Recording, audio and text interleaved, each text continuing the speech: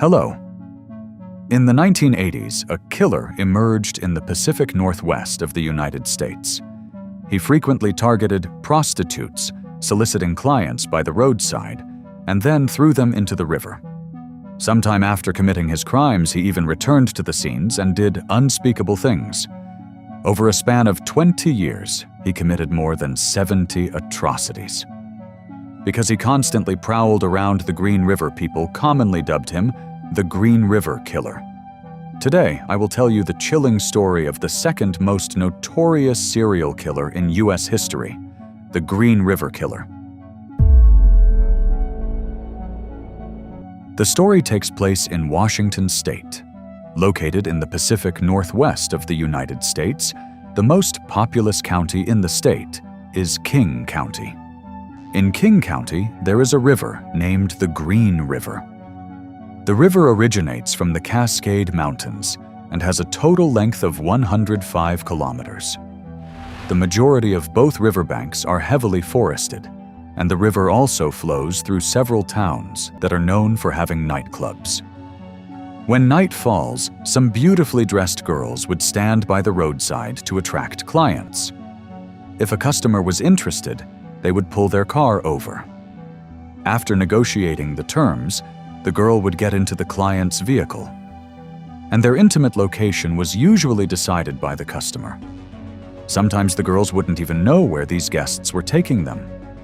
With that line of work, the girls also had to accept certain inherent risks. Taking advantage of this vulnerability, a demon appeared. So what exactly happened to these girls?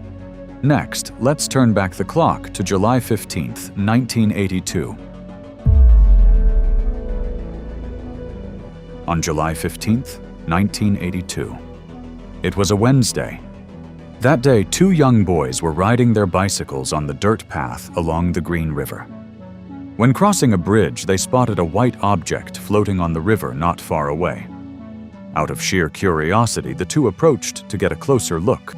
Ultimately, they saw the bloated, naked body of a woman floating on the water's surface. The two boys were absolutely terrified upon seeing this. They quickly rushed to a nearby store and called the police. After receiving the report, the police rapidly arrived at the scene. At the crime scene, they discovered a completely naked girl with multiple dark bruises on her body. There were deep ligature marks on her neck and multiple traumatic wounds on her lower body. Based on the decomposition and marks on the body, the estimated time of death was 1 week prior. The official cause of death was asphyxiation.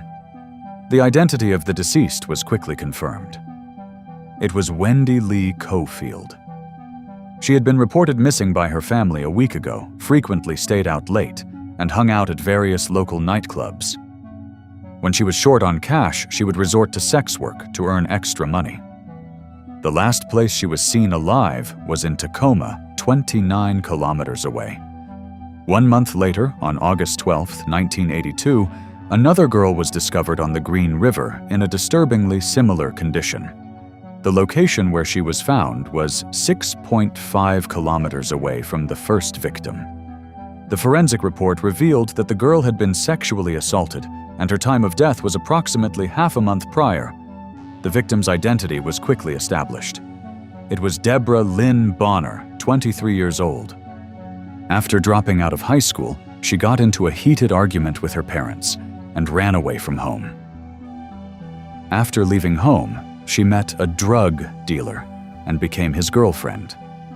She developed a severe drug addiction and worked as a prostitute to fund her habit. The last time she was seen alive was half a month ago. At that time, an eyewitness saw her standing by the roadside soliciting clients, and the location where she was seen was about 5 kilometers from where her body was eventually discovered.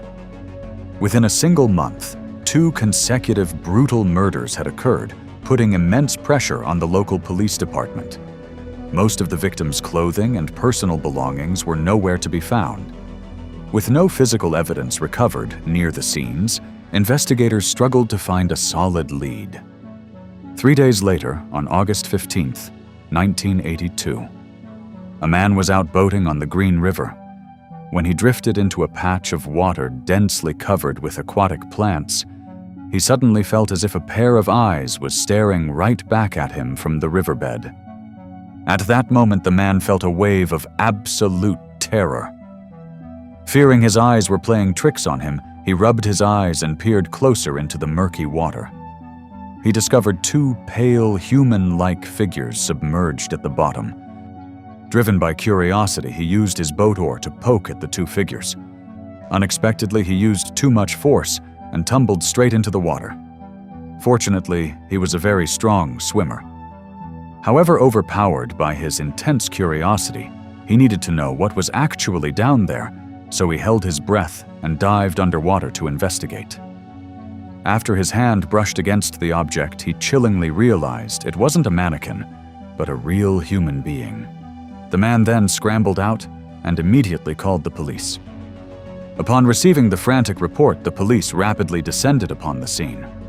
Submerged in the river were the lifeless bodies of two girls weighed down and tied to a large rock. Both victims bore horrific ligature marks around their necks, and both had been sexually assaulted. The official cause of death was asphyxiation. Investigators immediately scoured the surrounding areas, desperately hoping to find physical evidence or the victims' missing belongings. But not only did they come up empty-handed, the search team stumbled upon the body of yet another girl, hidden in the dense brush, about 300 meters from the riverbank. The girl was completely naked and lying face down in the dirt. A pair of blue pants was tightly wrapped around her neck. There were highly visible violent bruises on her arms and thighs.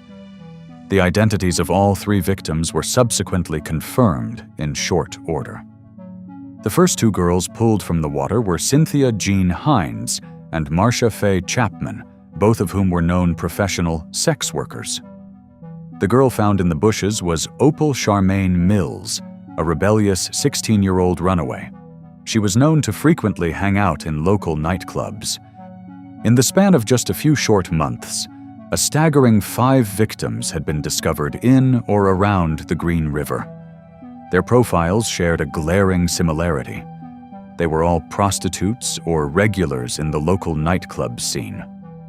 Every single body had been sexually violated, and the cause of death for all was asphyxiation by strangulation. In the local area, there were numerous girls who stood streetwalking by the roadside, constantly shifting their locations. Even if a passerby saw one of these girls getting into a stranger's vehicle, it was considered completely normal behavior.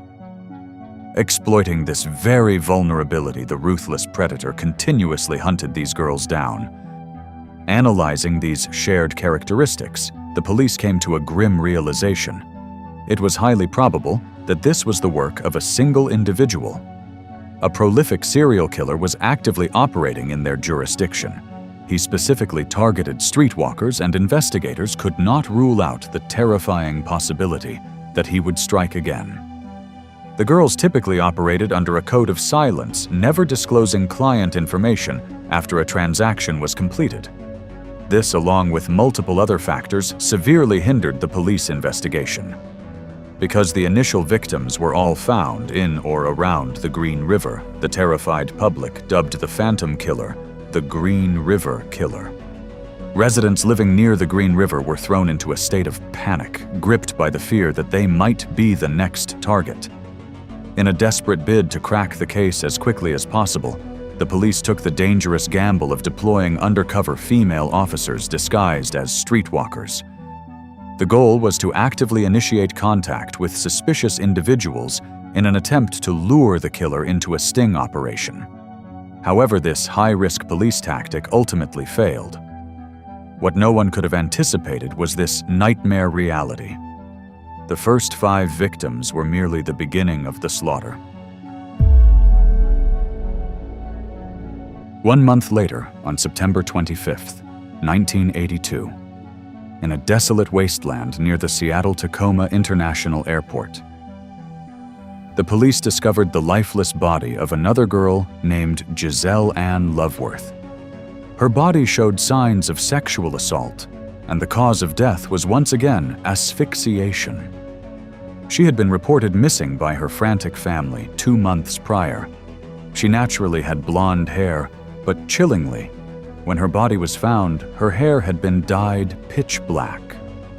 Investigators speculated that the victim might have been held captive by the killer for a period of time before she was finally murdered. Initially, detectives thought this new disposal location didn't match the established geographic profile of the Green River Killer. But setting the location aside, the brutal modus operandi was a flawless match. Consequently, the police officially determined that the perpetrator of this murder was indeed the Green River Killer. Profilers deduced that the killer was likely a single male possessing a strong, imposing physique. He also likely held down a steady, stable job to blend into society. Perhaps due to some deeply ingrained psychological trigger, he harbored an intense, violent hatred toward girls working in prostitution. In the ensuing months, the police task force was flooded with thousands of tips and leads. Over 1,000 potential suspects were identified and cataloged. One of these men, Melvin Foster, landed squarely on the police's radar. He perfectly matched the physical and behavioral profile of the killer that investigators had meticulously built. Melvin's profession was a local taxi driver. He patrolled the local streets in his cab almost every single day, routinely crossing paths with countless streetwalkers. Crucially, multiple eyewitnesses placed Melvin at the scene, stating they saw him conversing with several of the known victims before they vanished. The police subsequently deployed a full surveillance team to shadow his every move. For a significant period, the moment Melvin stepped out of his front door, he was being tailed. He was constantly swarmed by either undercover detectives or relentless investigative reporters. Suspiciously, during the entire time Melvin was under heavy surveillance, the string of murders bearing the signature of the Green River Killer abruptly stopped. This glaring coincidence only solidified the police's deep suspicion of him. However, after months of persistent round-the-clock monitoring, a fresh wave of girls' bodies suddenly appeared across the local area. This undeniable fact forced the police to officially clear Melvin Foster from their prime suspect list. Fast forward 1 year to April 30th, 1983. A young woman named Marie Malvar. While driving down Interstate 90 with her boyfriend, a heated conflict erupted between the two. Fueled by anger, Mary stormed out of the vehicle and walked off alone. Following the fight, she took up a spot by the roadside to solicit clients and turn a trick. Out of nowhere, a distinct red pickup truck rolled up to her. After a brief exchange of words through the window, Mary climbed into the passenger seat. Mary's boyfriend had developed a protective habit of discreetly tailing her clients to ensure she wasn't in any danger. And that fateful day was no exception. He fired up his engine and began trailing the red pickup truck from a distance. But the driver of the pickup seemed to catch on that he was being shadowed, and he aggressively slammed on the gas. In the chaotic pursuit that followed, the boyfriend lost sight of the truck entirely. The very next morning, on May 1st, unable to reach Mary by phone, the frantic boyfriend rushed to her house looking for answers. However, he was met with chilling news from her father. She had never come home the night before. Both men were acutely aware of the terrifying rumors regarding the Green River Killer stalking their town. Sensing that something was horribly wrong, they immediately raced to the local precinct to file a missing persons report. Afterward, both men accompanied police officers to retrace the route heading back to the exact intersection where the boyfriend had lost the trail. In a shocking twist of fate during the search, they spotted the exact same red pickup truck Mary had vanished into, parked silently outside a residential home in the city of Des Moines. A quick background check revealed that the registered owner of the red pickup was 34-year-old Gary Leon Ridgway, a professional auto painter by trade. He had a documented history of aggressively soliciting prostitutes, and had even spent time in a holding cell the previous year on a prostitution-related sting. Detectives wasted no time knocking on Gary's door to bring him in for intense questioning, but Ridgway flatly denied ever giving Mary a ride, because the boyfriend hadn't gotten a clear look at the driver's face in the dark the night before. He couldn't positively ID Gary in a lineup. As investigators dug deeper, they discovered that several other independent witnesses had reported seeing similar red pickup trucks lurking around right before other victims vanished into thin air. This circumstantial evidence heavily magnified the spotlight of suspicion directly onto Gary. Yet he maintained an unbreakable facade, insisting he had absolutely zero connection to the murders and didn't associate with those types of girls. He claimed his presence in those infamous areas was purely coincidental. The hardened detectives, however, didn't buy a single word of his story. To break him, they strapped Gary in for a rigorous polygraph examination. Shockingly, the results showed that he successfully passed the lie detector test without triggering any red flags. At that specific point in law enforcement history, the polygraph was highly regarded as a scientifically sound method for weeding out guilty suspects. Consequently, the intense investigative heat on Gary Ridgway was officially called off. 1 week later, on May 8, 1983, the police grimly discovered the lifeless body of yet another young woman identified as Carol Christensen. Her body was dumped in a secluded pond inside a local public park. Unlike previous victims, she was found fully clothed, wearing only one shoe, which had bizarrely been placed on the wrong foot. The matching shoe was nowhere to be found. The killer had placed a bag completely over her head, and stuffed inside that bag was a clipped article from the Seattle Times detailing the Green River killer investigation. The victim's arms were posed crossed over her stomach, with one hand gripping an empty wine bottle, and two dead fish placed right beside her, creating a macabre tableau that looked like a twisted reenactment of the biblical Last Supper. The victim's clothing was entirely disheveled, clearly indicating it had been forcefully removed and then clumsily put back on post-mortem, and she had also suffered a brutal sexual assault. Initially, detectives were convinced this theatrical display wasn't the work of the Green River killer. They theorized the perpetrator might be a deranged religious fanatic who meticulously staged the crime scene just to taunt law enforcement. However, exhaustive follow-up investigations eventually proved that the Green River killer had deliberately altered his signature killing style solely to throw the detectives off his scent. 6 grueling months passed without a break in the case. Then, on November 1st, 1983, a 21-year-old local woman named Kimberly Nelson was officially reported missing. Eyewitnesses recalled seeing her climb into the passenger side of a pickup truck, and she was never seen alive again. Relying heavily on the detailed descriptions provided by witnesses, police sketch artists generated a composite drawing of the elusive driver. But without a physical body, investigators' hands were tied, and they could only classify her case as an active missing person file. Moving into the following year, 1984, this marked the darkest era, the period when the Green River killer struck with terrifying frequency. Almost like clockwork, every 2 weeks, the community would awaken to the discovery of another victim. More than 30 bodies were successively unearthed, a staggering body count that didn't even account for the victims still lying hidden in the woods. The overwhelming majority of the dead were known call girls, peppered with a few girls who had just vanished off the streets. Within this tragic group, the oldest victim was 38 years old, and the youngest was a mere 15-year-old child. Every single one had been sexually violated, and the cause of death across the board was always manual asphyxiation. Most of these vulnerable women lived in deep poverty and were forced into street walking just to survive another day. Whenever a body was recovered, the victim was always found completely nude. Sometimes their clothing vanished entirely, while other times it was carelessly discarded nearby in the dirt. All personal identification handbags and cheap jewelry were systematically stripped away. Behavioral analysts concluded that the killer was taking these personal items as sick trophies to keep as souvenirs of his conquests.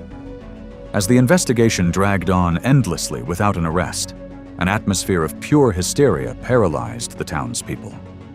The terrified public began to loudly question the competence and capability of the police department to ever crack the case.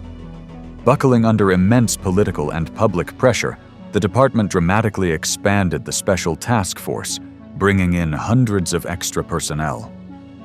Yet, despite the massive manpower, it seemed to yield absolutely no tangible results. Until one bizarre day, the desperate task force received an offer of assistance from an incredibly unlikely source, a man named Theodore Robert Ted Bundy. He was in fact another of the most notoriously prolific serial killers in American history. His own dark psychological profile is an intensely fascinating story in its own right. I will definitely dedicate a full documentary episode to his twisted mind in the future. Ted Bundy was born in November 1946. Over a blood-soaked 5-year spree, he relentlessly crisscrossed the United States, hunting down and brutally murdering an estimated minimum of 35 innocent people. Even after finally being captured, he masterminded multiple audacious prison escapes. He was widely regarded as a diabolically intelligent, highly organized serial predator. In 1984, while the Green River Killer was actively hunting the streets of Washington, Ted Bundy was already sitting on death row down in Florida. Upon reading news reports about the massive manhunt, Bundy reached out to the investigators, offering his own unique, horrifying insight into the mind of the Green River Killer. Bundy strongly advised the detectives to shift their microscopic focus away from the victims' bodies and physical trace evidence, and instead focus entirely on the psychology of the dump sites, arguing that these isolated locations were the real goldmine of clues. Bundy theorized that the killer might have formed a twisted attachment to his victims. He chillingly predicted that the murderer would likely return to these remote grave sites to engage in necrophilia. Based on this dark premise, Bundy advised the task force that if they stumbled upon a fresh kill, they should absolutely not disturb or remove the body immediately. Instead, he instructed them to set up a covert perimeter arm themselves with extreme patience and simply watch the grave from the shadows. By doing so, the police might just catch the phantom returning to his hunting ground. Intrigued by the logic of a monster hunting a monster, the police decided to gamble and implement Bundy's macabre strategy. The reality, however, proved to be far more frustrating regarding the subsequent victims. By the time their hidden graves were finally located, the bodies were already in advanced stages of decomposition, with some reduced to scattered sun-bleached bones. This grim timeline destroyed any chance for the police to set up a viable bait operation. Meanwhile, a top FBI criminal profiler theorized that the Green River Killer was naturally cooling down, significantly reducing his kill rate and fading back into society.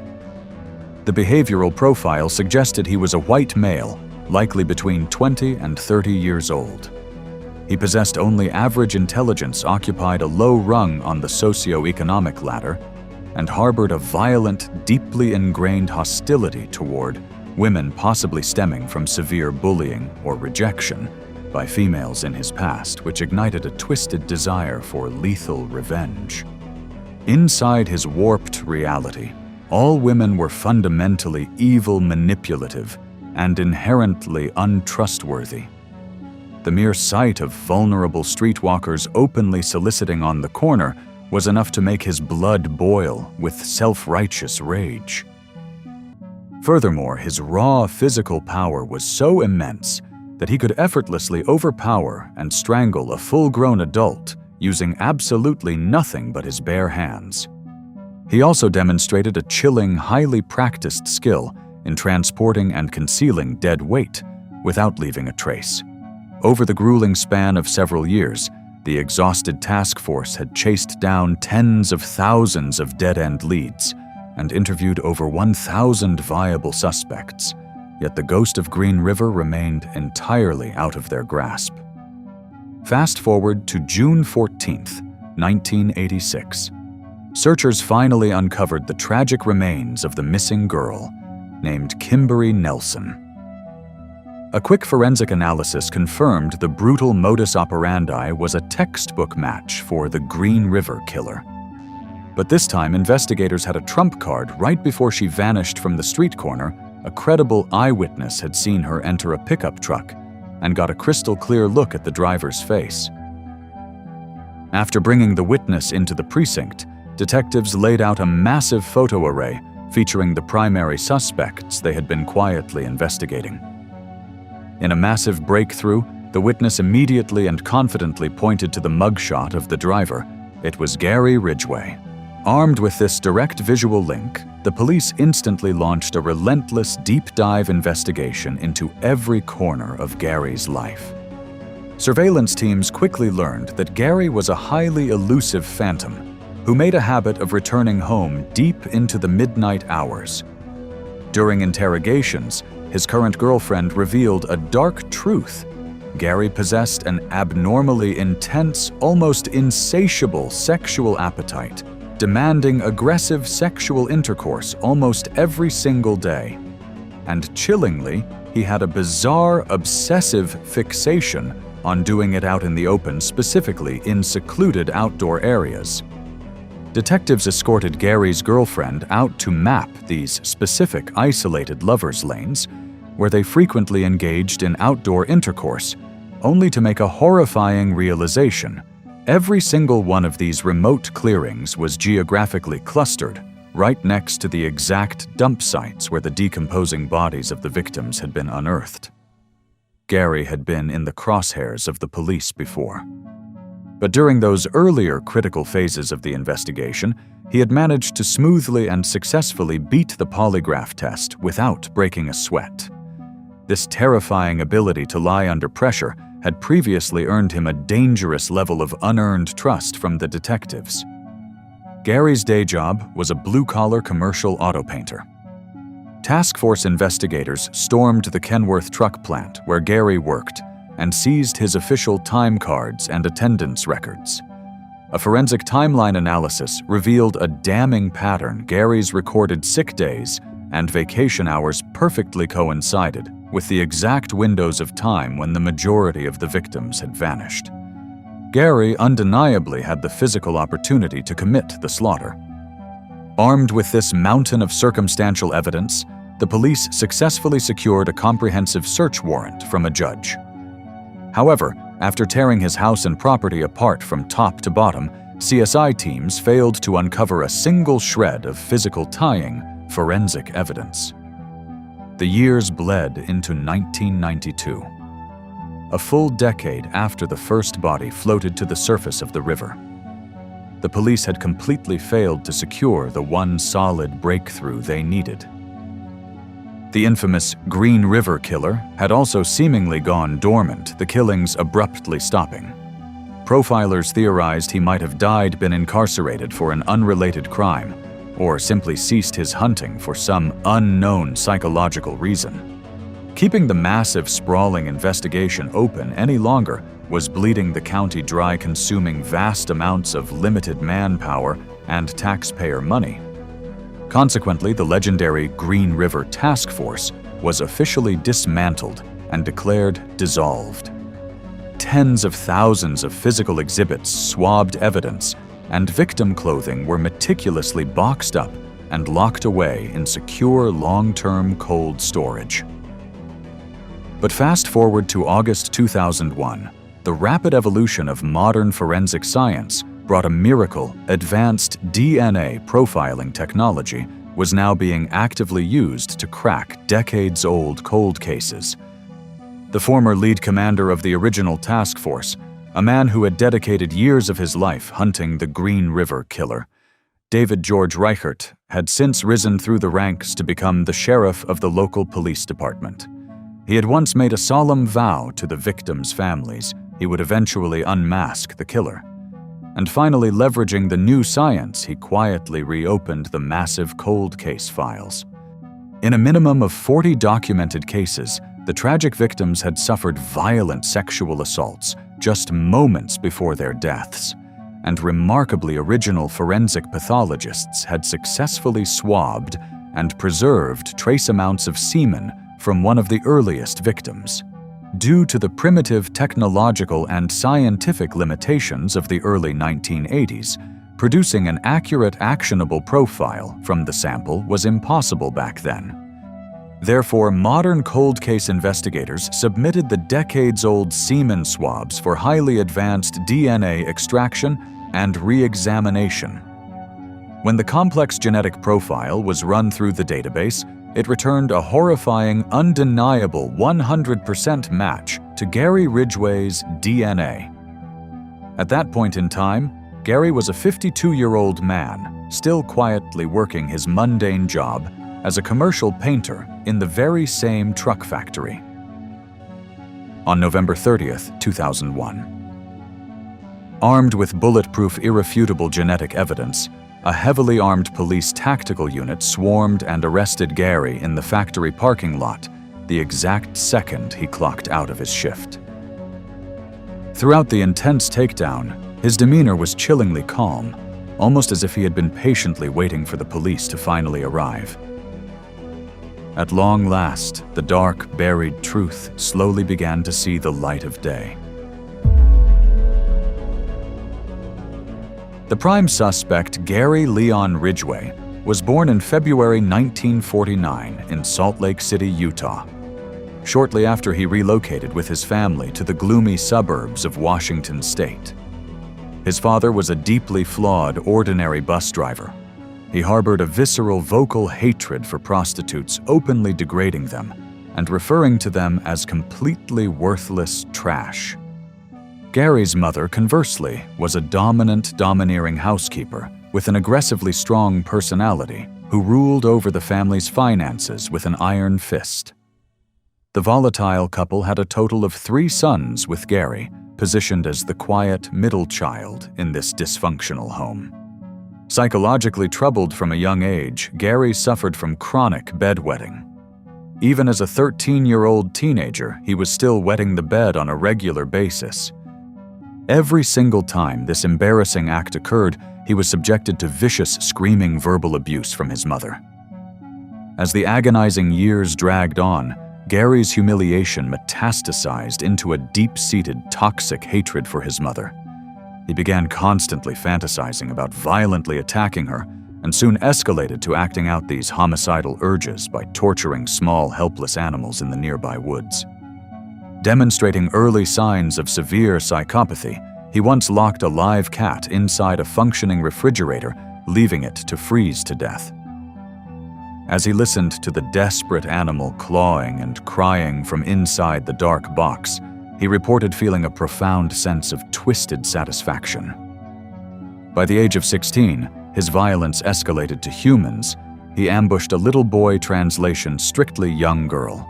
Wait original text says Kobe, which means little girl stabbing her viciously in the stomach with a hunting knife. Miraculously, the young girl was saved by a quick medical intervention and barely survived the brutal assault. In 1969, a 20-year-old Gary rushed into a marriage with a local woman. This was at the absolute height of the Vietnam War. Gary was actively serving in the military, having enlisted in the armed forces. However, he never saw a single day of active combat on the front lines, instead serving safely in the rear echelon, strictly handling logistics and supply duties. While stationed overseas, he compulsively frequented seedy underground nightclubs to aggressively solicit local prostitutes, a reckless habit that eventually caused him to contract a severe case of gonorrhea. But rather than slowing down, Gary's hypersexuality only spiraled further out of control, and he continuously ramped up his predatory cruising for vulnerable girls.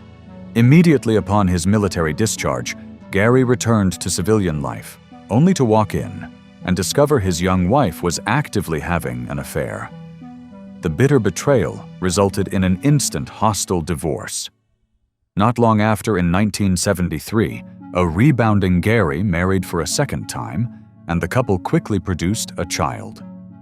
During the turbulent span of this second marriage, Gary developed a sudden obsessive fixation on extreme religion.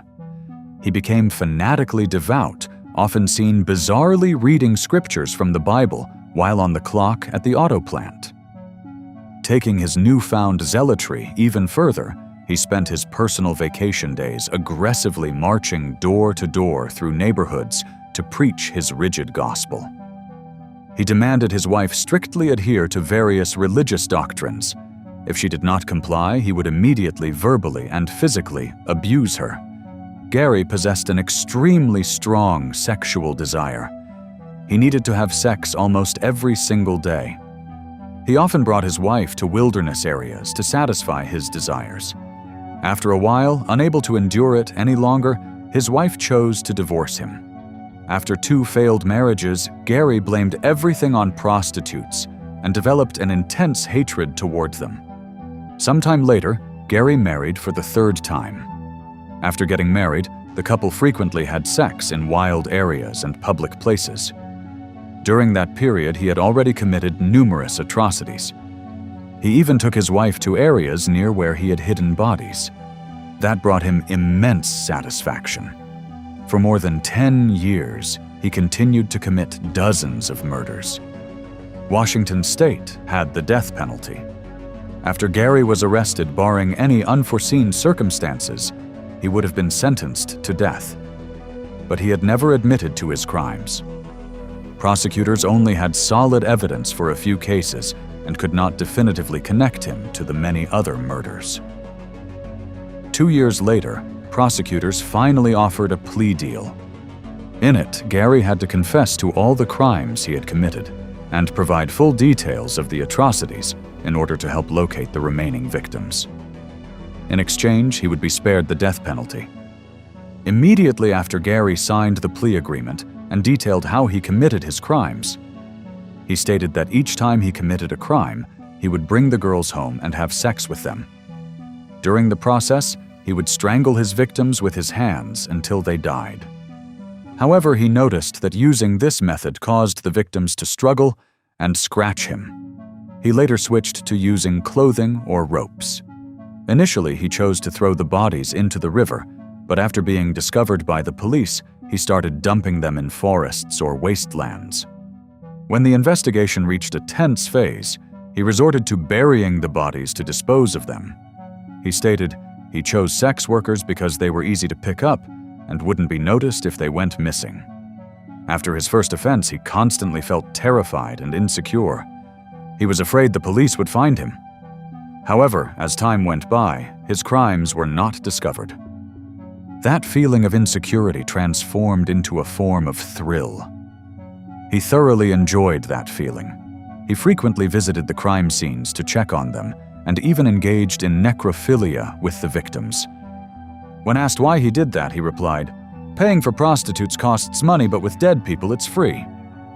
The police wanted to know how many people Gary had killed and asked him to make a list. However, he said he had killed far too many people. He didn't even remember their names. The police only found 40 victims and believed he was connected to 71 cases. The case was tried at the King County Superior Court. Prosecutors cited extensive evidence from 48 victims. Gary confessed in court, "I killed so many women I have a hard time keeping them straight." 1 month later, the court issued its verdict, and the defendant, Gary, was convicted of 48 counts of murder. Due to the prior plea agreement with the court, he was not sentenced to death, but received 48 consecutive life sentences. Later, the prosecution added 1 more victim. In total, Gary was sentenced to 49 consecutive life sentences. It is worth noting that Gary himself claimed to have murdered 71 girls, but the police only found 49 victims. Under the plea agreement, Gary had to assist the police in continuing to search for and identify the remaining victims. Gary was incarcerated at the Washington State Penitentiary. This is the third largest prison in the state and houses the state's death row inmates. The aforementioned outcome obviously could not satisfy the victims' families. They were outraged by it and fiercely demanded the death penalty for Gary. The court believed that Gary's death would be no loss, but there were still many unidentified victims, and their families deserved an explanation in the future. Based on Gary's directions, the police conducted massive searches throughout the mountains and forests to find more victims, and the case of the Green River Killer finally came to an end. He became the second most prolific serial killer in American history. The person topping the list of historic serial killers in the U.S. is Samuel Little. I will make a video about him in the near future. In May 2015, Gary was transferred to the United States Penitentiary Florence High, a maximum security prison. 5 months later, facing intense public backlash, Gary was transferred back to Washington State to be investigated for other crimes he had committed. Even though his death was already predetermined, he would never be able to decide which prison sentence could be reduced in this lifetime. Today's video ends here, and see you again in the next videos. Goodbye.